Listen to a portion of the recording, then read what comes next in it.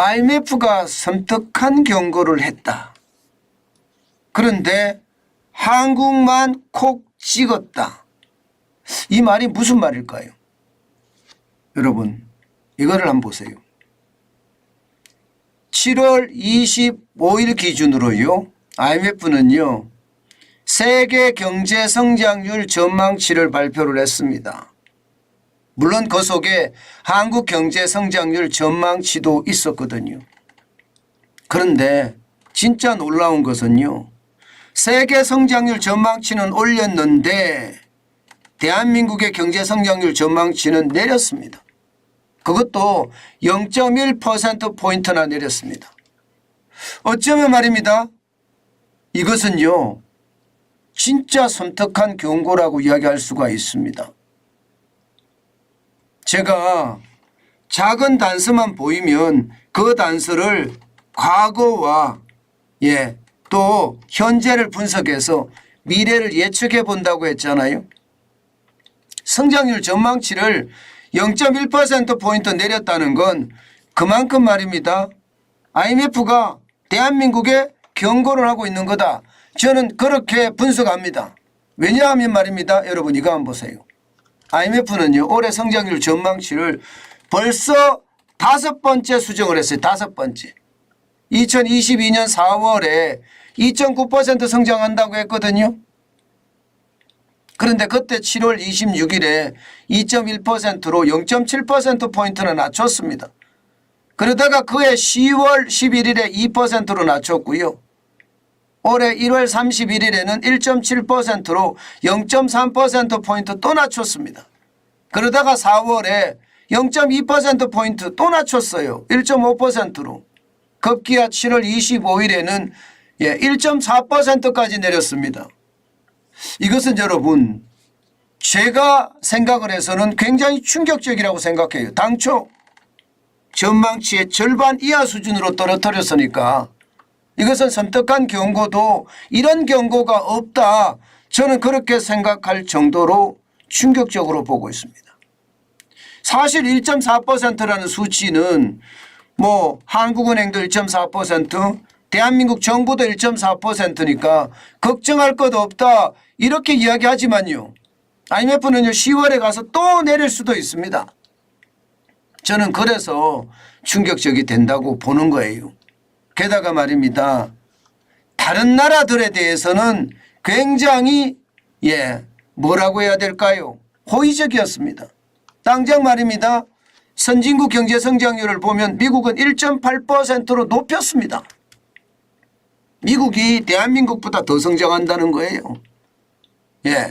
1.8%로 높였어요. 선진국 평균이 1.5%인데 그것도 넘었다는 뜻이에요.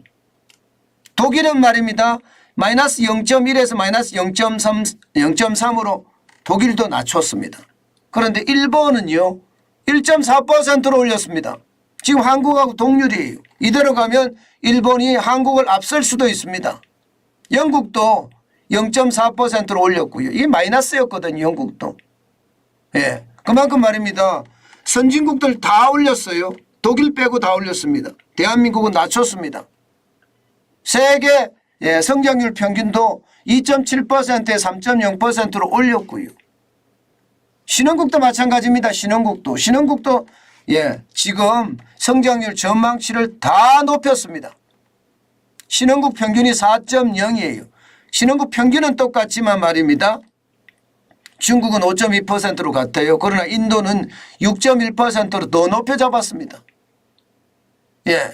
러시아도 1.5%로 2배 높게 잡았고요.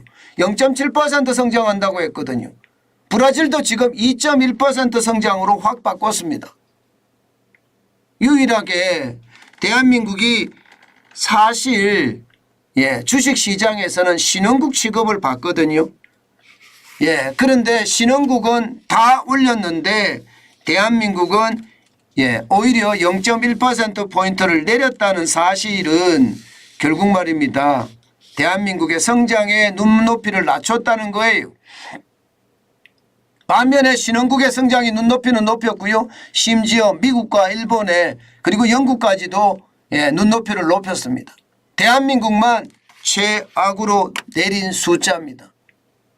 사실 외국계 기관에서 1.4% 내리는 것은 노무라가 마이너스 0.4% 내린 거에 비하면 뭐 수준은 낮지만 그래도 1.4% 내린 것은 IMF가 처음입니다.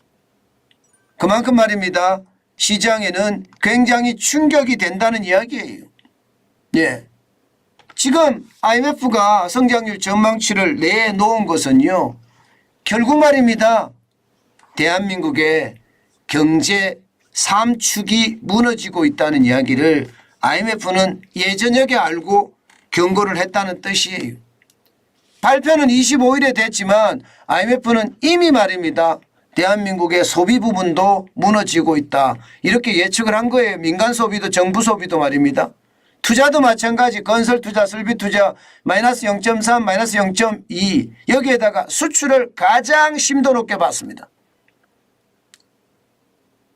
세계 경제에서 말입니다. 대한민국이 차지하는 수출 상당하거든요. 그런데 여기서 말입니다. 우리가 굉장히 큰 충격으로 봐야 될 것은요. 세계 경제 성장률은 2.7%에서 3.0%로 올렸습니다. 그러면 대한민국의 수출도 좋아질 거다 이렇게 생각하는 게 당연합니다.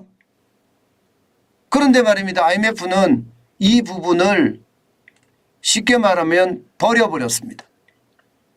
이것은 여러분 진짜 섬뜩한 경고예요. 왜 섬뜩한 경고냐? 수출이 세계 경제가 좋아져도 안 좋아질 수 있다는 이야기거든요. 이것은요.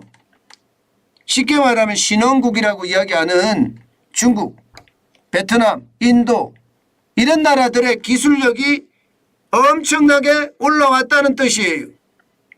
대한민국의 수출 경쟁력이 떨어졌다는 뜻이에요. 여기에다가 N저에 대한 영향 또 위안저에 대한 영향 이런 것까지 겹쳐서 대한민국 수출이 예전만 못할 거다 이렇게 충고하는 거라고 저는 보이거든요. 그래서 제가 IMF가 섬뜩한 경고를 한다. 저는 이렇게 여러분께 설명을 드리는 겁니다. 그만큼 수출 여건도 심상치 않다. 대한민국의 수출 여건도 심상치 않다. 이런 얘기를 하고 있는 거예요. 지금까지 세계 경제가 좋아지면 우리 경제가 같이 좋아진다. 이게 일반적인 통념이었습니다. 그런데 이 일반적인 통념이 깨지는 것 같아요. 그래서 두렵다는 겁니다. 제가 여러분들에게 지표를 가지고 설명을 할 때 굉장히 놀라운 것은요. 그 지표의 변화가 분명히 6개월 후, 1년 후가 되면 실제 적용이 되더라는 거예요. 저는 IMF의 전망 이거 적용 안 됐으면 좋겠어요. 우리 수출까지 망가지면 안 그래도 소비가 엉망인데 진짜 최악의 상황을 닥칠 수도 있으니까 겁나죠. 제가 L자형 경제 성장률이 길게 갈 거라고 말씀을 드렸는데 지금 IMF가 보는 게 제가 보는 거하고 똑같잖아요. 저는 지금 말입니다. 작년 7월 이후에 아마 7월이나 8월쯤에 제가 늘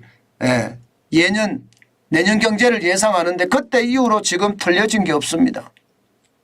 그 정도로 말입니다. 경제가 저는 굉장히 나쁘게 보고 있다 이렇게 생각합니다.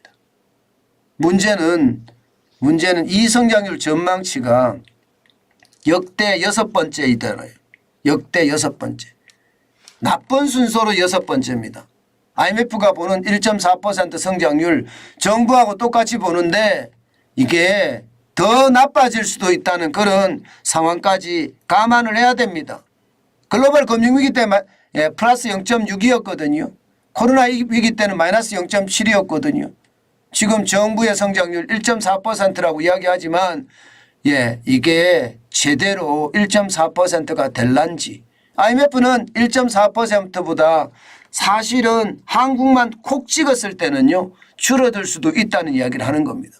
아니 세계 경제 성장률이 올라갔는데 대한민국 성장률은 낮췄거든요. 세계 경제 성장률이 올라가면 우리는 수출 중심의 국가이기 때문에 더 좋아질 거다 이렇게 분석을 해줬어야 되는데 그렇지 못하다는 거예요. 그래서 저는요 굉장히 충격이 될 거라는 그런 이야기도 여러분께 지금 하고 있는 겁니다. 그만큼 말입니다. 저는 시장의 불안감 저는 굉장히 크다고 봅니다. 시장의 불안감. 아마 말입니다. 시장의 불안감이 앞으로도 저는 커질 수 있다고 생각해요. 특히 말입니다. 특히 미국의 어떤 상황도 그렇지만요. 중국의 기술력 상승이 이거 진짜 충격으로 다가올 수 있다. 저는 그렇게 생각하거든요. 예, 여러분도 아시지만 이게 굉장히 충격이 될 수도 있습니다. 예, 굉장히 충격이 될 수도 있습니다. 그 충격을 저는 굉장한 우리의 어떤 악재가 되지 않겠느냐. 저는 그런 상상을 많이 해보거든요. 여러분, 시장의 위협은요. 저는 생각보다가 가까이 와 있다고 생각합니다. 그렇기 때문에 진짜 조심해야 된다는 이야기를 저는 계속 드리고 싶습니다. 예, 계속 드리고 싶어요. 그만큼 충격의 수치가 다가오고 있다는 뜻입니다.